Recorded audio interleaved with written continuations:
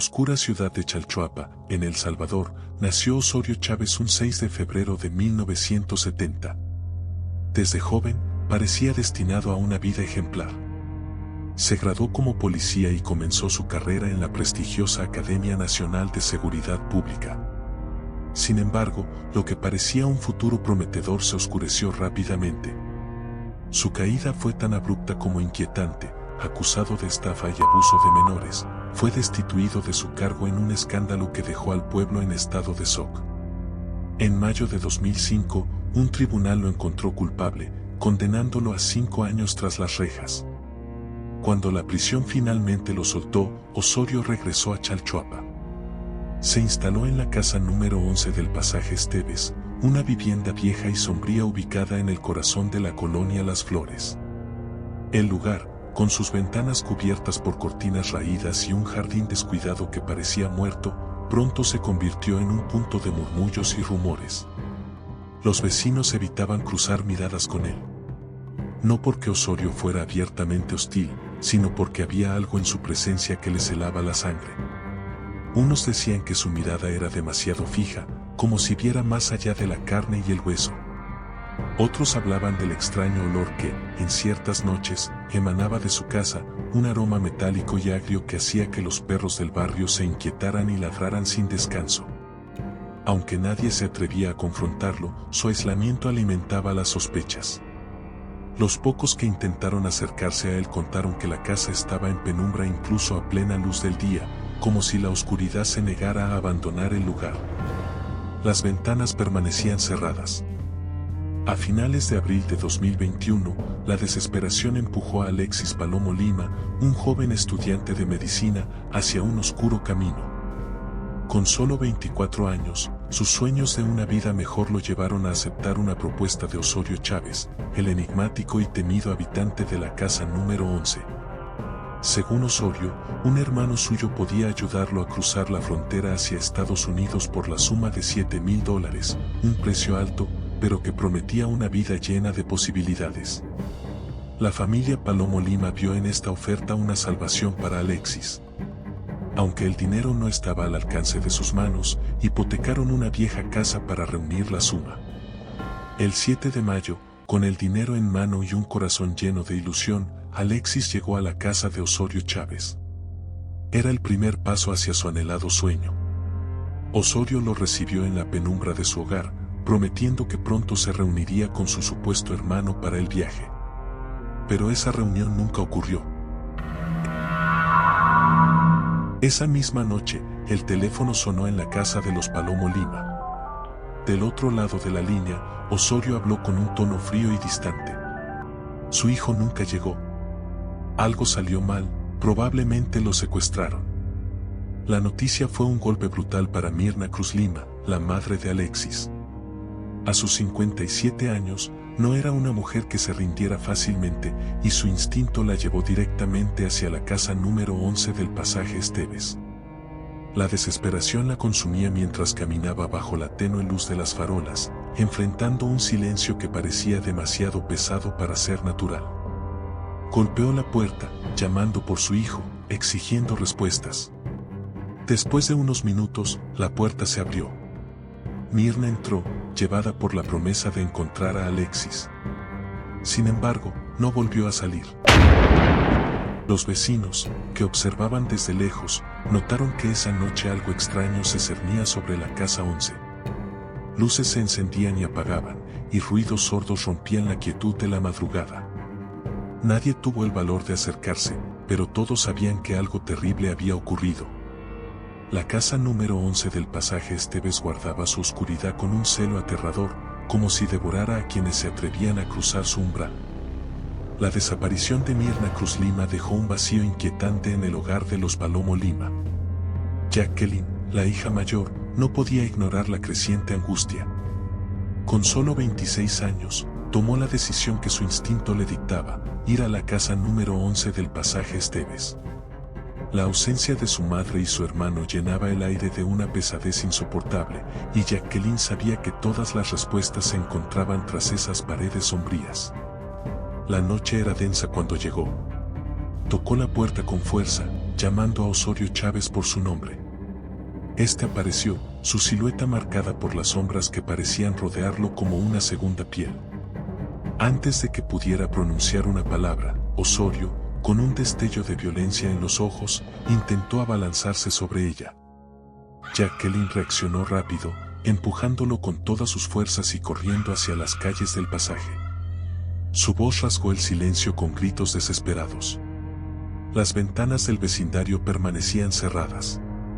El miedo, ese espectro que reinaba sobre la colonia Las Flores, mantenía a todos encerrados en sus casas. Pero Jacqueline no se detuvo. Su grito, sin embargo, fue un eco breve en la inmensidad de la noche. Osorio no tardó en alcanzarla.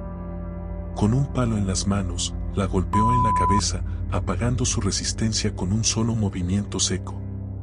El sonido del impacto resonó, y Jacqueline cayó al suelo como una muñeca rota. Antes de que pudiera recuperar el sentido, Osorio la arrastró de vuelta a su casa. Las luces parpadeaban en el pasaje Esteves.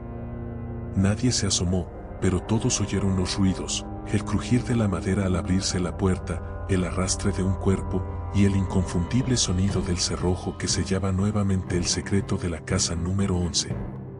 Los gritos que rompieron la quietud de la noche en el pasaje Esteves no pasaron desapercibidos. Los vecinos, aunque consumidos por el miedo, tomaron el valor suficiente para llamar a la policía. Cuando llegaron los agentes, la oscuridad de la zona y la falta de testigos complicaban la situación.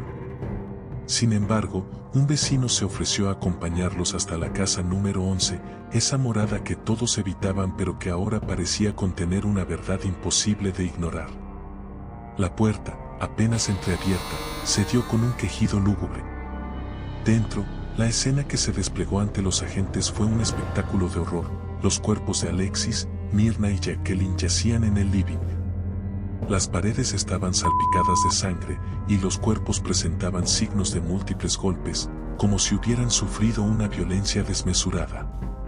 Mientras revisaban el resto de la casa, un hallazgo aún más perturbador los aguardaba: 2 cadáveres más ocultos en una habitación. Pero entre ellos, uno de los cuerpos se movió ligeramente, apenas perceptible. Era Osorio Chávez. El hombre se había cortado las venas y yacía sobre otro cuerpo, simulando ser una víctima más. Su piel estaba pálida y su respiración era superficial, casi imperceptible, pero todavía vivía. Los policías, inicialmente engañados por la escena, pensaron que habían llegado a tiempo para salvarlo. Lo levantaron con cuidado, creyendo que era un sobreviviente. Sin embargo, al despertar, Osorio no tardó en romper el silencio con una confesión que heló la sangre de todos los presentes. Fui yo, los maté a todos. Su voz era un susurro entrecortado, pero lo que dijo después convirtió la casa en un lugar aún más oscuro. Esos cuerpos no son los únicos que hay aquí. El pánico se apoderó de los agentes. Revisaron cada rincón de la vivienda y lo que encontraron fue indescriptible. Cuando los agentes de la policía comenzaron a registrar el patio trasero de la casa número 11, nunca imaginaron lo que estaban por descubrir. La casa número 11 del pasaje Esteves no era solo el escenario de un crimen reciente. Era un mausoleo del horror, un lugar que había guardado secretos oscuros por mucho más tiempo del que nadie hubiera imaginado. Con las primeras baladas, el hedor se hizo insoportable. Apenas 1 metro bajo la superficie, los restos humanos comenzaron a aparecer. Las primeras excavaciones revelaron huesos desordenados, cuerpos envueltos en sábanas desgarradas y señales de un enterramiento apresurado. La Fiscalía General de El Salvador designó al renombrado forense Israel Ticas para liderar la investigación. Durante 60 días, Ticas y su equipo trabajaron incansablemente, abriendo el suelo palmo a palmo en busca de más víctimas. Cada día parecía traer un nuevo horror: huesos fracturados, cráneos con impactos visibles, y cuerpos que narraban historias de sufrimiento extremo. Oficialmente, se contabilizaron 14 cadáveres en la propiedad. Sin embargo, los murmullos entre los investigadores hablaban de una realidad mucho más oscura. Fuentes cercanas al caso insinuaban que los cuerpos encontrados podrían superar la 50. Los vecinos, aterrorizados, hablaban de noches en las que se escuchaban ruidos en el patio, como si alguien cavara frenéticamente bajo el amparo de la oscuridad. La atmósfera se tornó aún más turbia cuando el criminalista Ticas fue sancionado por revelar detalles inquietantes sobre las pericias. Según él, los cuerpos encontrados eran solo una fracción de lo que el patio ocultaba. ¿Cuántas víctimas más habían caído en las garras de Osorio Chávez? Mientras los días pasaban y la fosa se expandía, el vecindario de la colonia Las Flores se llenó de una mezcla de curiosidad y miedo. La casa número 11 no era solo una escena del crimen, era una tumba colectiva, un cementerio, un testigo silencioso de horrores que habían permanecido ocultos durante años. Durante su declaración, Osorio Chávez señaló a 9 personas como sus presuntos cómplices en los asesinatos, las cuales fueron detenidas y acusadas de coautores de 13 homicidios. Sin embargo, la justicia los absolvió por falta de pruebas. El 10 de junio de 2022, Osorio Chávez, más tarde apodado por la prensa como el psicópata de Chalchuapa, fue condenado a 70 años de prisión por el doble femicidio de Mirna Cruz Lima y Jacqueline Palomo Lima. Si bien aún no recibió una sentencia por el resto de los crímenes, el 11 de noviembre de ese mismo año recibió una pena de 18 años más de cárcel, en una causa paralela por haber agredido sexualmente a una menor con discapacidad en 2019. La historia de Osorio Chávez, el psicópata de Chalchuapa, no es solo un relato de crímenes atroces, sino una sombría advertencia sobre cómo el mal puede anidar en lo cotidiano, oculto detrás de una puerta cualquiera. Es un recordatorio escalofriante de que los secretos más oscuros pueden estar más cerca de lo que imaginamos, esperando el momento de ser desenterrados.